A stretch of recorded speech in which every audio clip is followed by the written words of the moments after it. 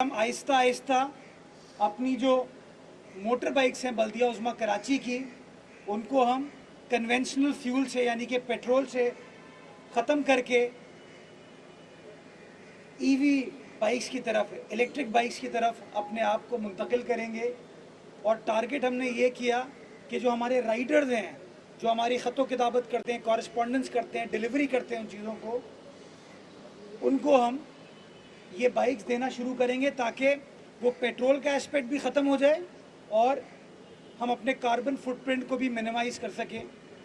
हम पाकिस्तान की पहली काउंसिल हैं अब जिसने ये फ़ैसला किया है कि हम अपने आप को ट्रांजिशन करना शुरू करेंगे ईवी बाइक्स की तरफ। और इस सिलसिले में पहले फ़ेज़ में हमने 20 ईवी बाइक्स प्रोक्योर किए हैं, ख़रीदी हैं। एक बाइक की कॉस्ट मार्केट में 2,40,000 थी। हमने उस कंपनी के साथ नेगोशिएट किया, इंगेज किया और प्राइस को कम करा के 2,15,000 रुपये की हमने एक बाइक ख़रीदी है। ये 20 बाइक्स हमने ख़रीद ली हैं, प्रोक्योर कर ली हैं, जिसमें हमने अपने जो राइडर्स हैं उनको हमने बाइक्स को देने का फ़ैसला किया है। और इन 20 में से 2 बाइक्स का हमने फ़ैसला किया वो अपनी ख़वातीन एम्प्लॉइज़ को देंगे हम, क्योंकि हम चाहते हैं कि हमारी जो लड़कियां हैं, माएँ बहनें हैं, उनको भी ये जो डिपेंडेंस है ना कि वो खावंद की बाइक पर आ रही हैं, भाई की बाइक पर आ रही हैं, भाई खावंद मौजूद है, बेटा मौजूद है तो वो आ पाती हैं, अदरवाइज़ नहीं आ पाती। तो हम उनको भी इंडिपेंडेंस देना चाहते हैं। और मौजूदा मुआशी हालात में दिक्कत है कि वो ख़रीद नहीं पाती, तो हमने ये भी फ़ैसला किया है कि हम ख़वातीन को देंगे। और ये जो पिंक आपको सामने नज़र आ रही है, इसका मकसद अपनी ख़ातून एहलकार या ख़ातून अफसर को ये बाइक देना है ताकि वो भी बाइक पर सफ़र कर सके और हम ये मैसेज दे सके दुनिया भर में कि हमारे मुआशरे में जेंडर इक्वालिटी है, हमारे यहाँ ख़वातीन के लिए, लड़कियों के लिए परेशानियाँ नहीं, और वो भी बआसानी इंडिपेंडेंटली अपनी आमदोरफ्त कर सकती हैं। मैं यहाँ पर ऐलान करना चाहूँगा कि बल्दिया उज़्मा कराची में कन्वेंशनल फ्यूल की अब कोई मोटर बाइक नहीं ख़रीदी जाएगी। और जो मोटर बाइक हम ख़रीदेंगे वो हम ईवी ख़रीदेंगे, इलेक्ट्रिक ख़रीदेंगे, ताकि हम एक ज़िम्मेदार शहरी हुकूमत के तौर पर कार्बन फुटप्रिंट को मिनिमाइज़ करने का प्रोसेस स्टार्ट कर सकें।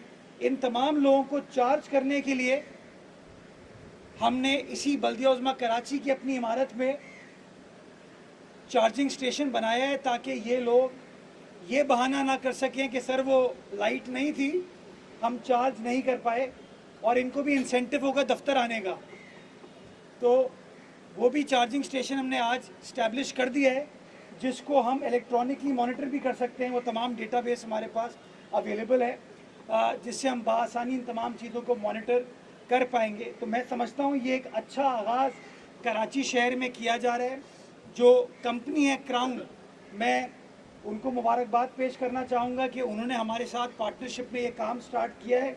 और मैं ये कहना चाहूँगा कि कराची के मुख्तलिफ़ मकामात पर मैं चाहूँगा इस तरह की मोटर बाइक के चार्जिंग स्टेशन हम इनके साथ मिलकर मुख्तलिफ़ मकामात पर बनाएं, ताकि लोग बआसानी सिर्फ उनको हमारे पास आके चार्जिंग करने की फैसिलिटी ना हो। जिस तरह मुख्तलिफ़ मकामात पर पेट्रोल पम्प्स होते हैं, मुख्तलिफ़ मकामात पर आपकी दुकानें होती हैं और आप ख़रीदारी कर सकते हैं, उसी तरीके से आप अपनी बाइक्स को चार्ज करने का जो सिलसिला है वो भी सड़कों पर कर सकें। मैं एक बात बताना भूल गया कि इन तमाम मोटर बाइक्स में 3 साल की वारंटी हमें दी गई है। और ये सबसे अहम चीज़ है कि जो चीज़ आपको आ रही है, हम ख़रीदते हैं, उसको मेंटेन करने की भी एक कॉस्ट होती है।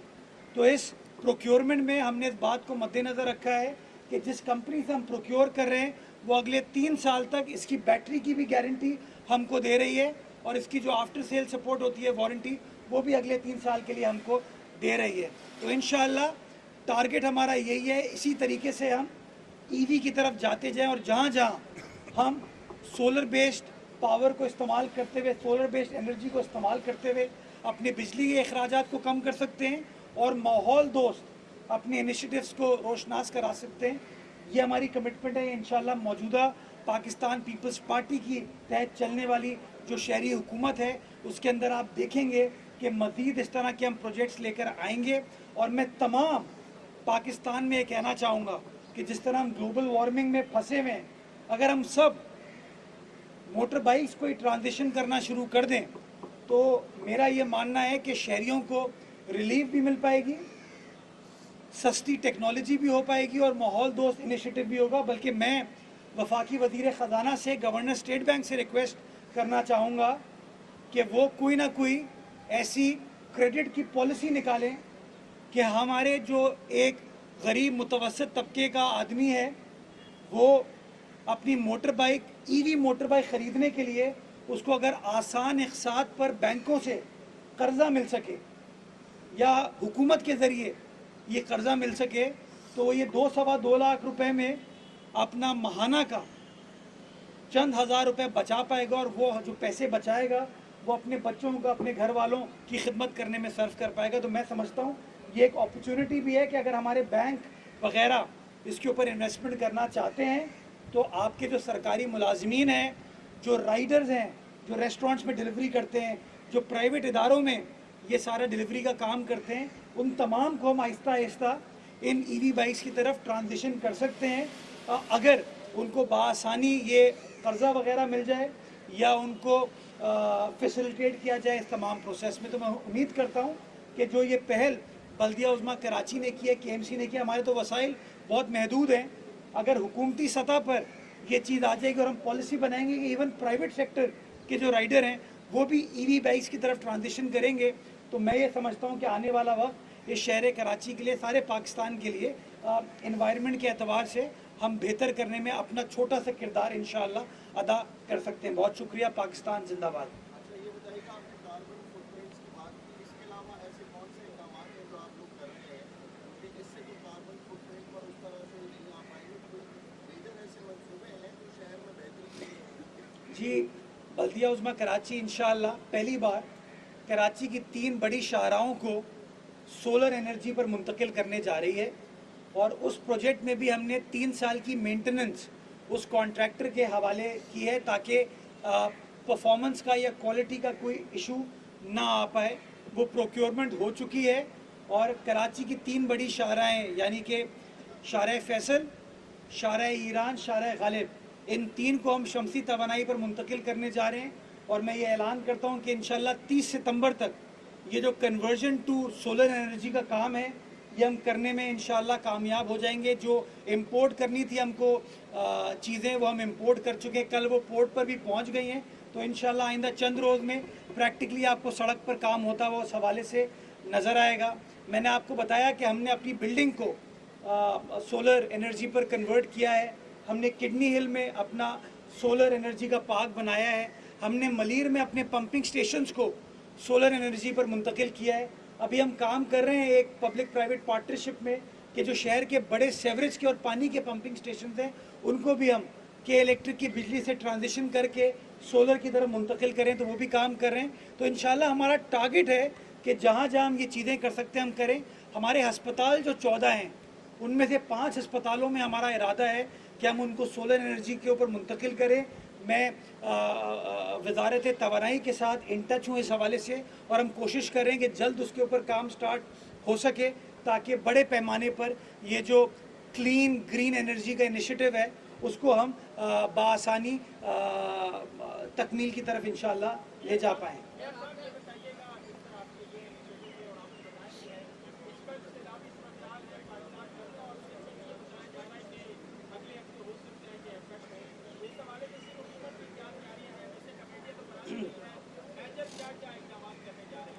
देखिए, सैलाब की सूरत हाल पंजाब में है और हमारा दिली हमदर्दी अपने उन भाई बहनों से, बुज़ुर्गों से, बच्चों से है जो वहाँ पर हैं। परवरदिगार से दुआ है कि हम मामलात को खुशउस्लूबी के साथ हैंडल करने में इंशाल्लाह कामयाब हो पाएँ।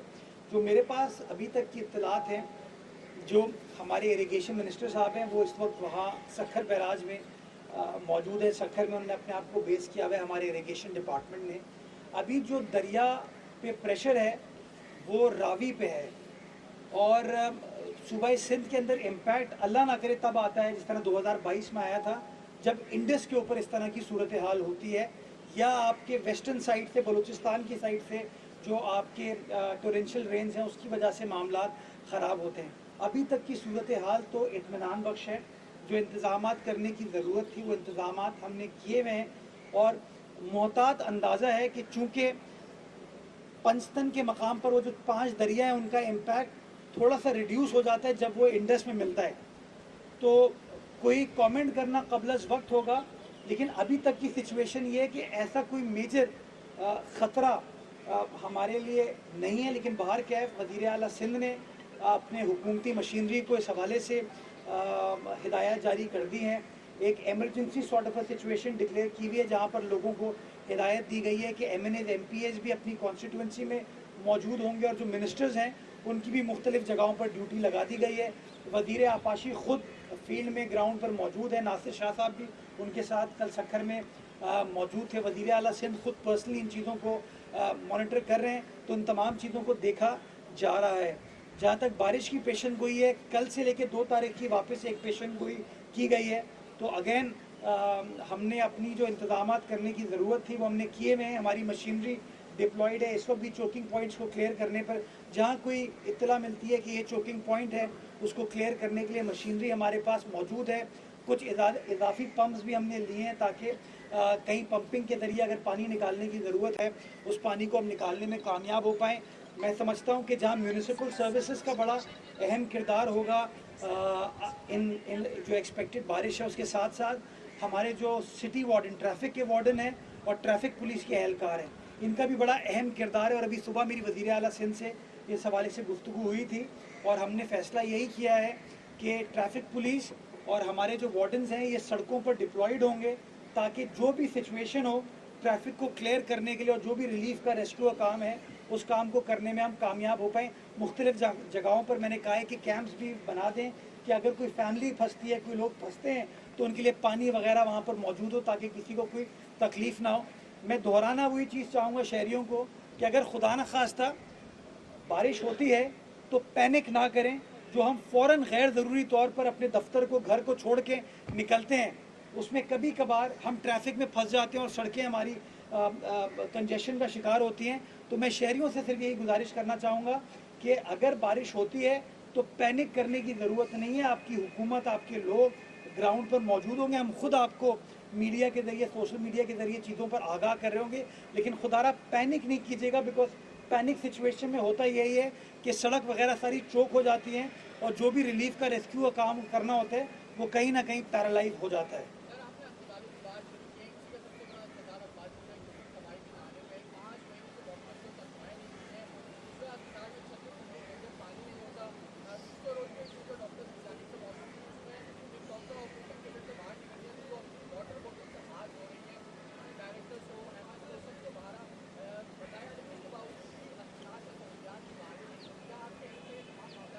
अच्छा, आप मुझे सारे मामलात की इत्तला है।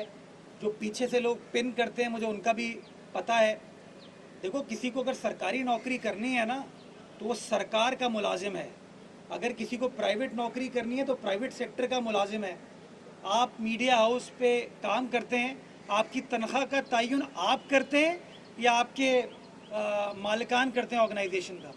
ये हमने सरकारी सतह पर पता नहीं क्यों एक रविश बना दी है कि हर शख्स कहता है मैं प्रेशराइज करके, हड़ताल करके, बॉयकॉट करके अपनी तनख्वाह बढ़ा लूँगा। तनख्वाह कम है, ना काम करें आप, नंबर 1। नंबर 2, अगर मैं उन 70-80 डॉक्टर्स के कहने पर उनकी तनख्वाह बढ़ा दूँ तो मेरे KMC के मुलाजमीन जो है ना 13,000 हैं, और ये मुलाजमीन तो मुझे बारिश में काम करते हुए नज़र आते हैं। आपने खुद फरमाया कि अब्बासी शहीद अस्पताल तबाही के दहाने पे है, तो काम कहीं ना कहीं थोड़ा सा तो ऑब्जेक्टिवली इन चीज़ों को रिपोर्ट किया करें। और मैं बड़ा वाज़े बता दूं, वो जो डॉक्टर समझते हैं कि चीज़ों को पैरालाइज करके प्रेशराइज करेंगे, मैंने उनको कहा है अपनी इंतज़ामिया को कि जो डॉक्टर काम नहीं करेगा उसको शोकॉज दें, और शोकॉज देने के बाद उसको टर्मिनेट करें। ये नहीं हो सकता कि आप सरकारी मुलाजमत, अभी आप बाहर जाइए, हर बंदा कहते हैं मुझे सरकारी मुलाजमत दो, और जब सरकारी मुलाजमत मिल जाती है तो हम कहते हैं मैं ट्रांसफ़र कर दो, हमारी तनख्वाह बढ़ा दो। तो बहुत लोग मौजूद हैं शहर में, इस सूबे में, इस मुल्क में, जिनको सरकारी मुलाजमत चाहिए। तो जो लोग, एक मिनट, जो लोग मुलाजमत में आते हैं ना, तो जब वो अग्रीमेंट करते हैं ना सरकार के साथ, उस अग्रीमेंट में तनख्वाह लिखी होती है। अगर उनको तनख्वाह पे एतराज़ है तो वो अग्रीमेंट ना साइन किया करें, अग्री ना किया करें। ये गलत एक हमारे यहाँ रविश बन गई है कि नौकरी हासिल करते हैं, काम स्टार्ट करते हैं, फिर कहते हैं हम काम नहीं करेंगे। जो बंदा काम नहीं करेगा वो मुलाजमत का हिस्सा नहीं होगा, ये मैं बड़ा वादे तौर पर कहूँ। बाकी पानी नहीं होना और एक्वाफीना की बोतल, ये जो आप कह रहे हैं ना, ये बहुत सारे ड्रामे बहुत जगहों पे हो जाते हैं। ये ऑप्टिक्स से हमें बाहर निकलना पड़ेगा। अब्बासी शहीद का जो पिछले 40 सालों में मुझसे पहले जो हुक्मरान थे ना, जो उन्होंने हाल किया है, वो आप सबके सामने है। और वो हालात इत्मीनान बख्श नहीं थे। आज तो मुश्किल से अब्बासी शहीद को पैरों पर खड़ा करना शुरू कर दिया है, वहाँ कुछ काम होना शुरू हो गया है। अब जब काम होना शुरू हुआ है और उनको काम करना पड़ रहा है तो कहते हैं तनख्वाह बढ़ाओ हमारी। तो बाबा, काम करना है तो करो।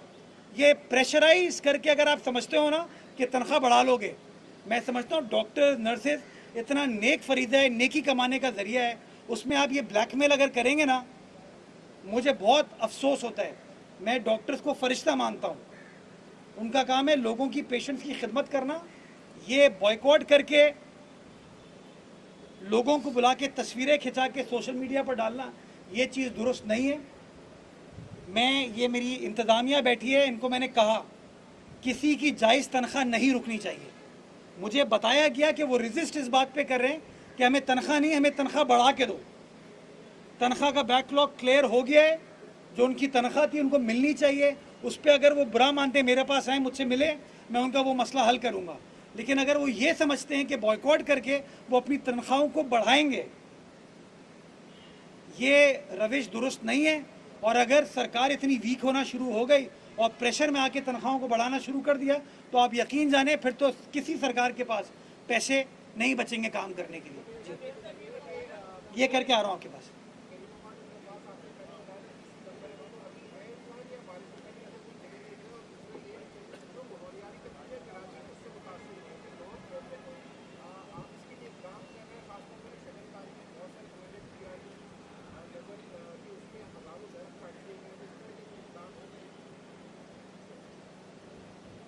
लाहौर में तो मौसम बहुत खुशगवार है इस वक्त।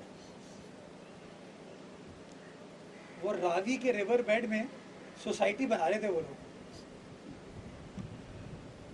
जिसके लिए पुरानी हुकूमत भी और मेरे ख्याल में मौजूदा हुकूमत भी बात करती थी। वहाँ पे ये बात लेकिन नहीं की जाती। हमारे यहाँ कहा जाता है आपने वो दरख्त काट दिए। गुजारिश मेरी ये है कि हमने पार्क्स डिपार्टमेंट ने और हमारे फॉरेस्ट डिपार्टमेंट जो सिंध गवर्नमेंट का है, उन्होंने दरख्तों को ट्रांसप्लांट करने का एक प्रोसेस स्टार्ट किया। और जो दरख्त यूनिवर्सिटी रोड के कटे थे उनको हमने काट के फेंका नहीं, उनको हमने ट्रांसप्लांट किया। तो बर्न्स गार्डन में लगाया था, आप देख सकते हैं वहाँ जाके। और अभी पिछले दिनों 2 वाक़यात हुए बरगद के दरख्त गिरने के, तो हमने उनको काटा नहीं, हमने उनको सेव किया और उनको ट्रांसप्लांट किया। एक कसरे नाश पे किया गया और एक शाराए ईरान पे किया गया। तो हम सब माहौल दोस्त हैं, हमें दरख्त पसंद है, तो हम हद्दुल इम्कान कोशिश ये करें कि दरख्तों को काटना ना पड़े। और अगर दरख्त गिर जाता है किसी वजह से तो हम उसको ट्रांसप्लांट करने की कोशिश करते हैं। जो आपने करीमाबाद अंडरपास की बात की, करीमाबाद अंडरपास में 3 चैलेंजेस हैं इस वक्त हमारे। पहला चैलेंज है कि उसमें पानी भरा है बारिशों की वजह से, पानी निकल चुका है, सो बिल्कुल थोड़ा सा पानी रहता है। अगर मज़ीद बारिश नहीं होती तो पानी क्लियर हो जाएगा। दूसरा इशू है यूटिलिटीज़ का, गैस की एक लाइन उसके अंदर आ गई है और बिजली की एक लाइन आ गई है। हम उस इंतज़ामिया से इंगेज करें कि जल्द अज जल्द वो काम हो सके। 30 सितंबर डेडलाइन, 30 सितंबर, हाँ 30 सितंबर हमारा टारगेट आज भी है। हफ्ता 10 दिन इन वजूहत की वजह से ऊपर नीचे हो सकता है, लेकिन अभी भी हमने जो लोग काम कर रहे हैं उनको यही डायरेक्शन दी हुई है कि टारगेट यही है कि इंशाल्लाह 30 सितंबर को कंप्लीट करें। 10-12 दिन इन वजूहत के से ऊपर नीचे हो सकते हैं, लेकिन इंशाल्लाह कोशिश यही करें कि जो हमारी कमिटमेंट है 30 सितंबर वाली, उसको हम पूरा करने में कामयाब हो। Last question please.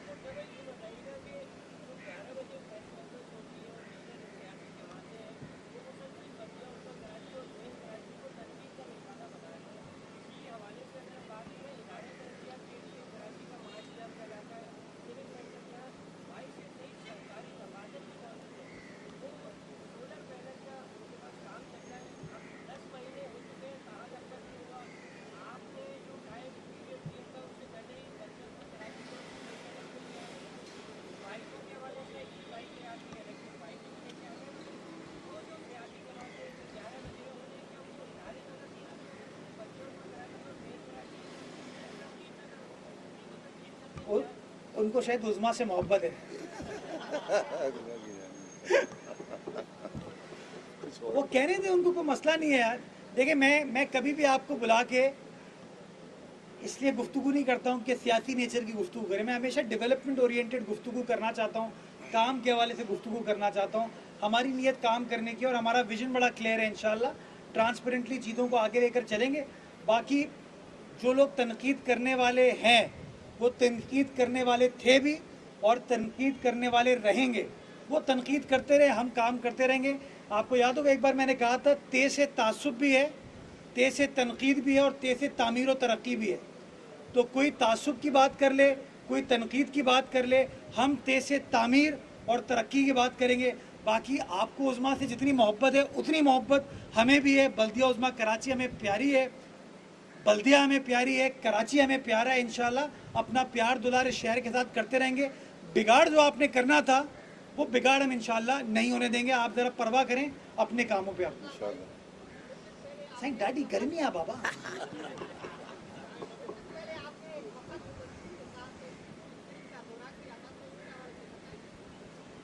दौरा किया था, वो जो कहते हैं कि हम काम नहीं करते, उनको हमने दिखाया था कि हमारे शहर में पानी की ट्रीटमेंट सीवरेज की और रीसाइक्लिंग के लिए हम क्या काम कर रहे हैं। और उनको हमने बताया कि हम अपने वसाइल से क्या काम करने की कोशिश करते हुए समंदर जिसको आप रेगुलेट करते हो, जिससे आमदनी आप हासिल करते हो, उस समंदर की हयात को बचाने के लिए, मरीन लाइफ को बचाने के लिए हम क्या काम कर रहे हैं। वज़ीर साहब बहुत मुतासिर हुए थे काम को देख के, बहुत खुश हुए काम को देख के, और उन्होंने कहा कि यार आप ये काम दिखाते क्यों नहीं है। तो उसके लिए मैं आप दोस्तों से रिक्वेस्ट करूंगा कि हमारे काम दिखाया करें।